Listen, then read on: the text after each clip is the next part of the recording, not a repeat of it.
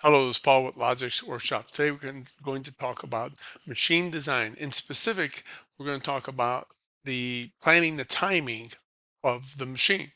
We're going to take a deep dive into how to build the timing and the timing schedule for your machine. So let's go ahead and get started. Stick around to the end because I'm going to have a gift for you. I'm going to have a template that you'll be able to follow, and it will be in line with what we're working with today. All right, so let's go ahead and take a deep dive. Okay. All right. So this is a timing overview. If you've never seen, never planned a machine and the machine's timing before, this is one way of doing it when it's typically much more complicated. There's a lot of action going on, and you have to get the timing specific, and you have to get it correct.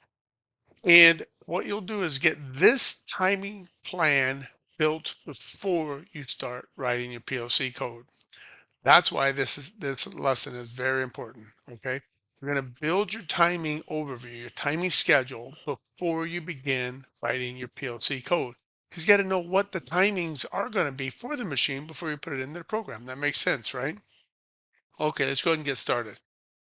What we've got here is this is one chart. This is one spreadsheet that's used. There are many spreadsheets that are used in the planning of machines at a professional level. And if you're not planning your machine building with this method, I suggest you start doing it.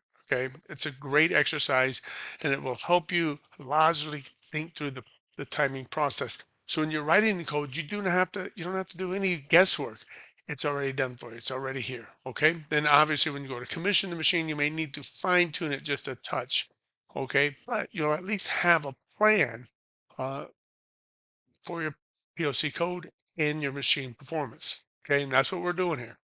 All right, over here in this first column, we have what's the description. So these are the actual actions that are going to take place that require timing.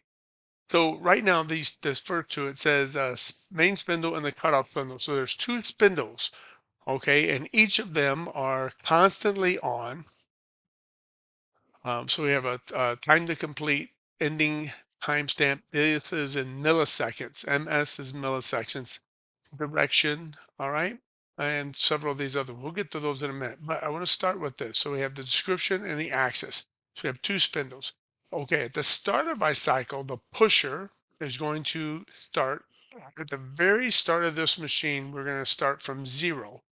All right, so the pusher is there, and here we have zero. Now, what I've done, just so that you know, is I've taken a timing chart from a machine that was being built, and I wanted to just use this as an example, kind of walk you through. Some pieces may not be fully complete here, and that's okay, but I want to give you the idea. You need to be able to look at this, try to understand what's being done here, and then take this information and use it to build your own machine, okay?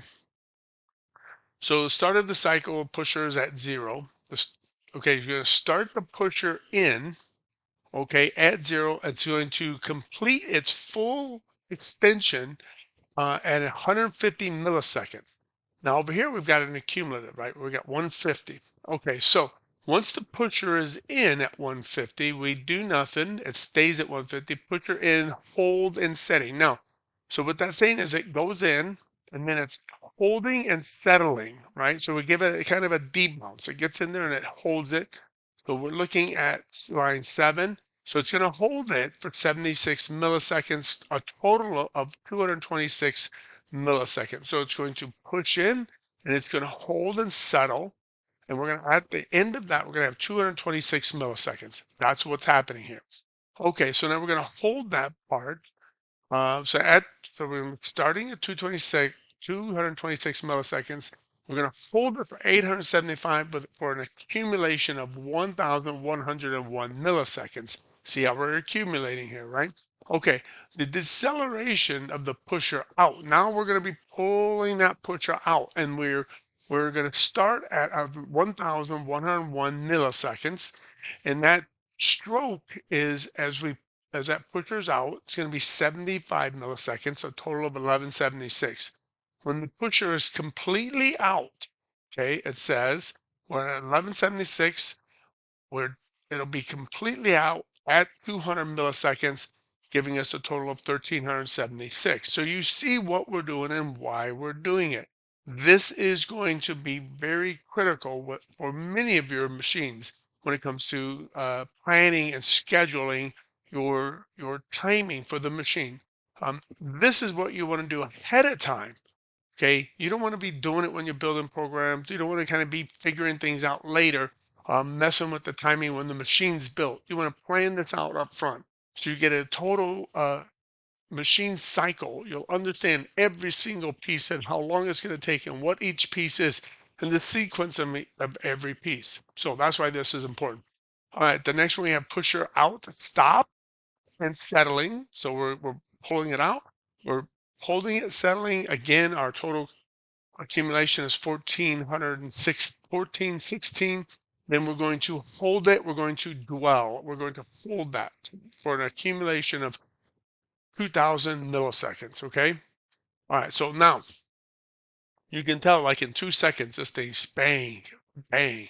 And that's going to include dwell time. It's going to include holding and settling time. 2 seconds, a very fast cycle time, 1001, 1002, right? And it's back. Okay, so now we have another device here, it looks like. So we start the start of our cycle, a dwell time. I start the index back, right? So this is the can indexer, right? So we have another action. We have the index back and we are accumulating this time. So now we have a 2 seconds here.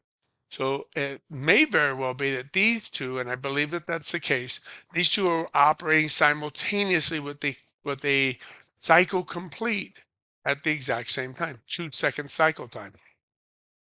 All right, now we have a third, a bead roll former. So it's going to make its stroke, right? Bead forward roller comes down and it puts a bead on a piece of metal. And we have a 2 second cycle time. If I remember, this machine was being built at a 2 second cycle time. Very, very fast for a machine, multiple actions. And that's why it's really critical to get the timings right because we had to have a 2 second cycle time, right? And multiple actions happening during this. So now we have the start of our cycle. We have our dwell again. We have our accumulating our time, 500. Start wrap it in. I think you can see where I'm going with this. Now we have a ring eject, a part eject, cutoff, translation, access, bead for roll, mechanic index, and pusher, all being completed in 2 seconds. Now you can see why it's really critical. Things are moving down, things are moving in. We're holding, we're dwelling, we're adding pressure. Now you can see why that timing is really critical. It's 2 seconds to get a lot of things done. All right. Now let's go over, look at our next one of our next columns here. Total travel distance. Says worst case.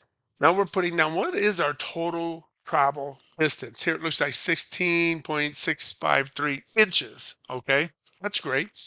36 degrees. So we're making an action that's 36 degrees. We have our total inch. So we are measuring the entire distance and or motion of each of these actions. Okay, very important. All right. It's important to understand what's happening here. This is the what. What's happening? Okay, we're pushing in.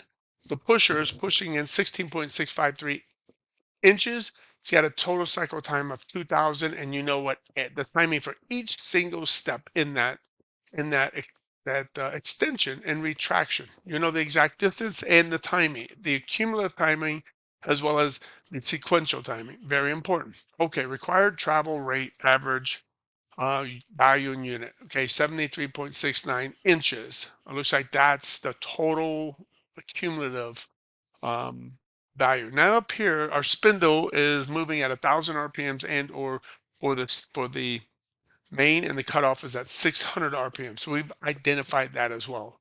Okay, travel distance calculated. Okay, so looks like this is partially done, not completely.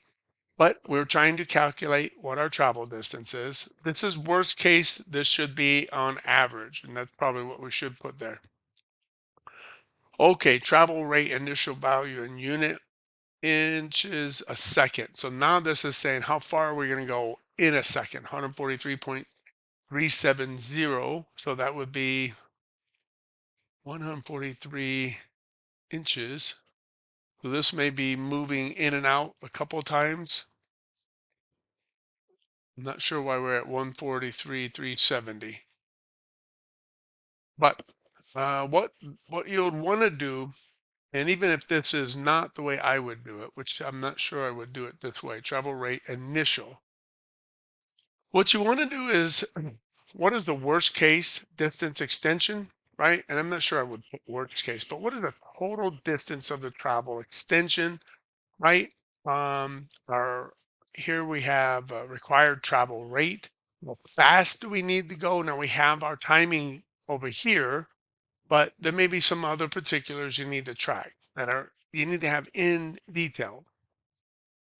Travel rate, average value unit. So 73.69. Okay, it looks like some of these numbers accumulated will end up with our 140. Yeah, right here. So 73.6969 times 2 end up 147.37.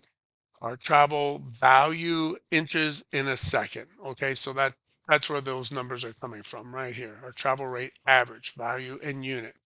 Okay, our travel rate, what do we got here? Travel rate final, that's our total accumulative travel rate. Okay, now this column here is really important. This is the state. Here we're accelerating, we have constant holding pressure. So if we look at let's see, is that number 6 constant?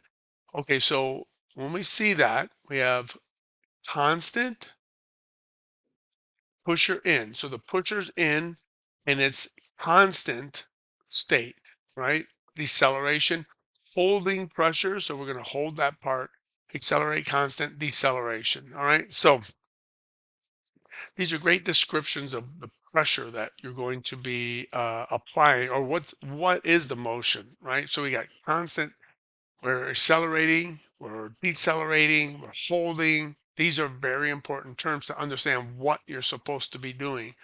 To say that it's moving forward a holding part, but it's a hold. It's a holding action. It's an acceleration. It's deceleration pusher out. Uh, Pusher out, it looks like constant. All right. So these are important terms. These are terms that I would put in my timing schedule for sure. For every action, I need to know what am I doing? Am I trying to accelerate, decelerate, holding pressure, constant pressure? I would try to understand what those are. Now here I have some acceleration values in the units. Let's move this guy over here.